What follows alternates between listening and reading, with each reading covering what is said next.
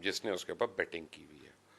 तो अब थोड़े दिन पहले आप देखें ना, बाबर आजम की नई ई ट्रॉन आ गई, ऑडी ई ट्रॉन आ गई। बड़ी अच्छी गाड़ी है, मैंने भी रखी है, लेकिन अभी उनको लग पता जाएगा जब उसके इलेक्ट्रिक बोर्ड्स उड़ना शुरू होंगे बारिशों में। तो बाबर आजम जो हैं वो, उन्होंने कहा मेरे भाई ने मुझे गिफ्ट की है। तो कल से मैं लगा हुआ था कि उनका भाई करता क्या है कि अपने भाई को 7-8 करोड़ की गाड़ी अगर वो गिफ्ट कर रहा है तो बड़ा अच्छा को काम कर रहा होगा। तो पता चला ठेंगा करता है। तो मैंने कहा ये कहाँ से आ गई भाई गाड़ी? तो चुड़ैल ने कहा कि आप अमेरिका से मैच हारेंगे तो गाड़ियाँ नहीं आएंगी, आप अफगानिस्तान से मैच हारेंगे, नीदरलैंड से हारेंगे, आयरलैंड से हारेंगे तो आपके डीएचए में घर नहीं आएंगे, आपके ऑस्ट्रेलिया में प्लॉट नहीं आएंगे, आपके दुबई में अपार्टमेंट नहीं आएंगे, तो और कहाँ किसके आएंगे? तो मैंने कही तो बड़ी स्ट्रांग एलिगेशन है चुड़ैल, तुम किनके बारे में कह रही हो? कहती सबके बारे में, सबको पता है कि पाकिस्तान टीम में कौन कौन बुकी है, कौन कौन बुकियों का बनता है, और किस तरह साया कॉरपोरेशन ने इन सारों को यूज किया बोर्ड को ब्लैकमेल करने के लिए। बोर्ड के घुटने टेक दिए। बोर्ड के कैसे घुटने टेके? कि पिछला वर्ल्ड कप हो रहा था इंडिया में, 8 प्लेयर्स ने कह दिया हमने तो करना ही नहीं, और बाकी जो प्लेयर्स थे उनको इन्होंने कहा कि हम जो स्टैंड ले रहे हैं तुम हमारे साथ रहना, तुम्हारी भी पे बढ़ेगी। सब ने अपने कॉन्ट्रैक्ट करा लिए, 50 लाख 60 लाख, फिर एंडोर्समेंट्स और फिर गेट मनी और फिर शेयर मनी और स्पॉन्सर मनी, और ये वो करा लिया। ये 6-7 का टोला जो था 8 का टोला।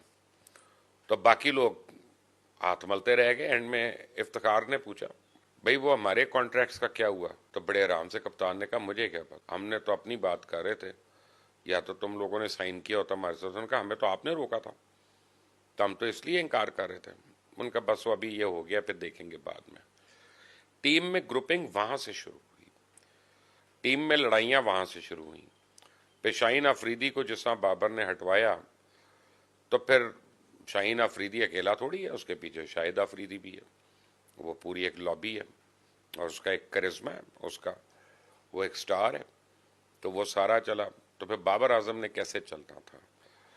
शाहीन अफरीदी जो था, अब इसकी इंजरी के बाद कम बैक में इसकी परफॉर्मेंस बड़ी कॉम्प्लिकेटेड थी, इससे परफॉर्म नहीं हो रहा था, गेंद सही नहीं हो रही थी।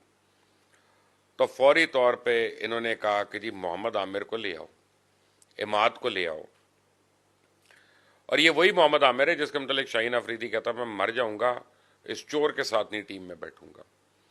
ये वही था। अब वही सारे कहना शुरू हो गया, मोहसिन नकवी को जाके बता रहे हैं थ्रू वहाब रियाज, वो भी बुकी का बेटा है, याद रखिएगा। अब तो पता नहीं उसका भाई करता है, कौन करता है बुक, मुझे नहीं पता वाली बुक कौन करता है, लेकिन बहरहाल तारीख पूरी है उनकी। तभी तो सलमान बट भी गया, तभी तो आसिफ भी गया, तभी तो आमिर भी गया, सारे एनीवे। और जाके उन्होंने मोहम्मद आमिर से बात की जी, और इमाद से बात की, उनको वापस ले आए, उसको पहला ओवर दे दिया, उसको स्ट्राइक बॉलर दिखा रहे हैं ताकि सुपर ओवर भी उसको दे रहे हैं कि ये जो शाहीन शाह अफरीदी है इसको गालियां ना पड़े, इसको को बुरा भला ना कहे, क्या तेरी परफॉर्मेंस क्या थी। मेन स्ट्राइक बॉलर वो है। उसके बाद हारिस रऊफ का देख लें आप। ये वो जो हमारा यंग लड़का है ना, जो बॉलर भी है और जिसको इंजरी हुई थी अभी, उससे बड़ा जेलस है। उसको ये नहीं चाह रहा था कि परफॉर्म करे, और इन्होंने बड़ा कोशिश की उसको काटने की। लेकिन टैलेंट बहरहाल होता है, और टैलेंट दिखा जाता है कि कहीं ना कहीं अपने आप को दिखाया जाता है।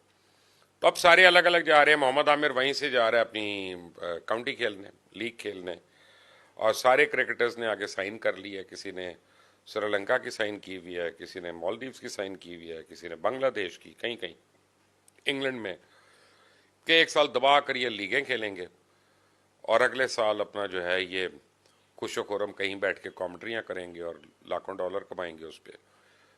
इन्होंने पाकिस्तान बेचना था, बेच दिया। इनको स्वाद इकट्ठा। हाँ, साल के बाद जब इनको लगेगा कि नई टीम नहीं चल रही, क्योंकि सारे जब नए आएंगे, सारी जब नए आएंगे तो नई टीम तो स्ट्रगल करेगी। पहले 1 साल 2 साल वो बेचारे रगड़े खाएंगे, कोई बात नहीं। तो उस वक्त कौम जब बुरा भला कहेगी, और जब चैंपियंस ट्रॉफी में मार पड़ेगी जो थोड़ी अरसे के बाद है, तो फिर से वापस बुलाया जाए, किसको बुलाएं जी, किसको बुलाएं, इसको बुला लो, उसको बुला लो, नहीं वो अच्छा था उसको, वो आएंगे, एक एक मैच खेलेंगे, परफॉर्म करेंगे और चले जाएंगे। इनका मोडस ऑपरेंडी क्या है? इनका मोडस ऑपरेंडी ये है कि जो इमामुल हक है, इमामुल हक ने 2 इनिंग्स में स्कोर कर लिया। अब आगे एक आ गई टफ पिच आ गई, सख्त पिच आ गई। उस पिच में वो क्योंकि डॉक्टर भी पेरोल पे अपने, वो भी तो खा भी खाता है ना, वो कौन सा उसमें डॉक्टर ने कहा कि जी ये लिख के दे दिया ग्रॉइन इंजरी स्पैज्म है जी, इसको कर लो डिटेक्ट स्पैज्म, या बैक पेन है जी। बैक पेन दुनिया की कोई मशीन देख ही नहीं सकती बैक पेन, उन्हें कह दिया। अब वो आउट हो गए जी अगले मैच से। वो जो ऑखी विकेट है जहाँ पे बॉलर्स ने को पता है बॉलर्स विकेट है, वहाँ पे वो नए वाले को खिला दिया। वो बेचारा 10 12 15 करके आउट हो गया। तो कह दिया कि जी इसकी तो परफॉर्मेंस ही कोई नहीं है। अगले मैच में जी इंजरी से रिकवर करके इमामुल हक वापस आ गए। कई कई साल इस तरह खेलते रहे हैं, यही इमाम, यही शादाब, यही सारे ये इसी तरह खेलते रहे हैं कई कई साल। जिसमें बाबर भी मुलव्वस है, जिसमें इंजमामुल हक भी मुलव्वस है, जिसमें मुश्ताक भी मुलव्वस है, जिसमें सकलैन मुश्ताक भी मुलव्वस है, जिसमें ये सारे लोग हैं। यानी कमाल की बात यह है कि इन्होंने 3 3 बोर्ड के चेयरमैन खा गए हैं, इनकी करप्शन वहीं पे खड़ी हुई है। यानी चेयरमैन क्रिकेट बोर्ड जो है वो इनके यानी करप्ट लोगों के और बुकियों के एकों के सामने नहीं खड़ा हो सका। और फिर क्या हुआ कि एक को जब निकाला रमीज को, रमीज ने जाके बाबर के हक में स्टेटमेंट्स देनी शुरू कर दी, ताकि बाबर के जो पूरी ट्रोल्स की टीम है वो रमीज के लिए बड़ी अच्छी अच्छी बातें करे और लोग कहें कि जी रमीज को ही ले आओ।